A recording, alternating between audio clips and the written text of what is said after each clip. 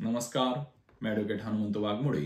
मित्रांनो, आज आपण कायद्यामधील एक नवीन तरतूद पाहणार आहोत आणि ती म्हणजे एखाद्या व्यक्तीने जर दावा दाखल केला किंवा एखादे प्रकरण जर दाखल केले आणि त्या प्रकरणामधील वादी किंवा प्रतिवादी त्याचप्रमाणे जर एखादे अपील दाखल केले असेल आणि त्या अपिलामधील ॲपेलंट किंवा रिस्पॉन्डंट जर मयत झाला तर काय कार्यवाही करणे आवश्यक आहे किंवा त्या प्रकरणातील वादी यांनी कोणती दक्षता घ्यावी लागणार आहे या संदर्भात आपण पाहणार आहोत.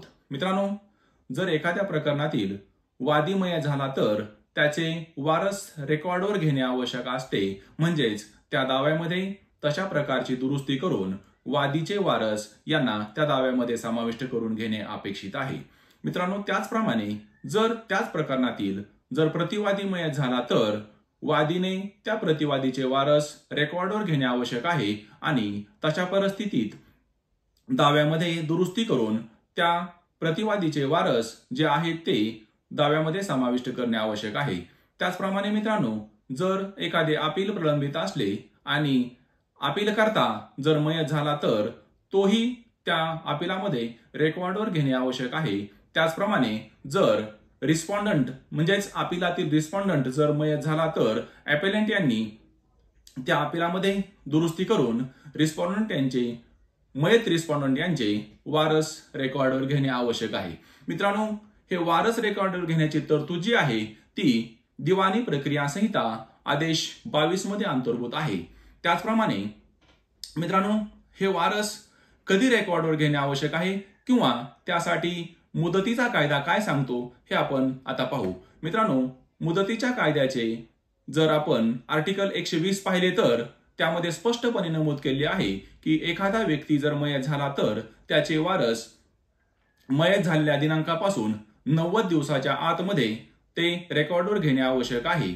त्याचप्रमाणे जर ते 90 दिवसात जर रेकॉर्डवर घेतले नाही तर पुढील 60 दिवसामध्ये ते प्रकरण म्हणजेच ते मयत जे व्यक्ती झाले आहे त्या संदर्भात अबेटमेंट असा आदेश झालेला असतो किंवा तो अबेटमेंटचा आदेश नाही झाला तरीही 90 दिवसानंतर ते प्रकरण अबेट होते.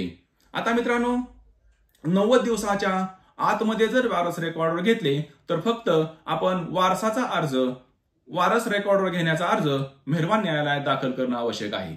त्याचप्रमाणे मित्रांनो, जर 90 दिवसानंतर आणि पुढच्या 60 दिवसानंतर 60 दिवसाच्या आत म्हणजेच 150 दिवसापर्यंत जर आपण वारस रेकॉर्डवर घेण्याचा अर्ज देत असेल तर वारस रेकॉर्डवर घेण्याचा अर्ज आणि त्यासोबत अबेटमेंट सेट असाइड करण्याचा अर्ज म्हणजेच अबेटमेंटचा जो आदेश झालेला आहे तो रद्द करण्याचा अर्ज देणे अपेक्षित आहे.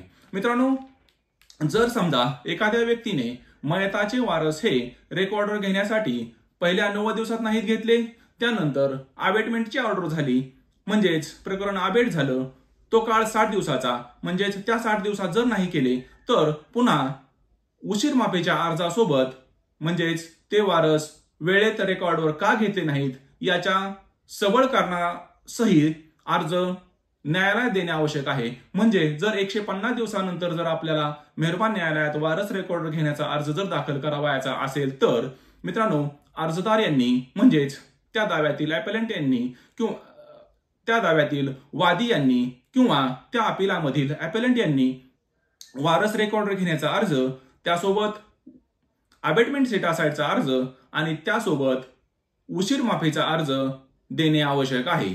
आणि या अशा स्वरूपाचा अर्ज दिल्यानंतर मेहरबान न्यायालय त्यामध्ये उशीर माफीच्या अर्जावर जर तुमचा अर्ज जर योग्य पद्धतीने किंवा तुमचा जर उशीर माफ करण्यालायक जर अर्ज असेल तर तो अर्ज मंजूर करून पुढील अबेटमेंट सेट असाइडचा अर्ज मंजूर करते आणि वारस रेकॉर्डवर घेण्यासाठी परवानगी देते.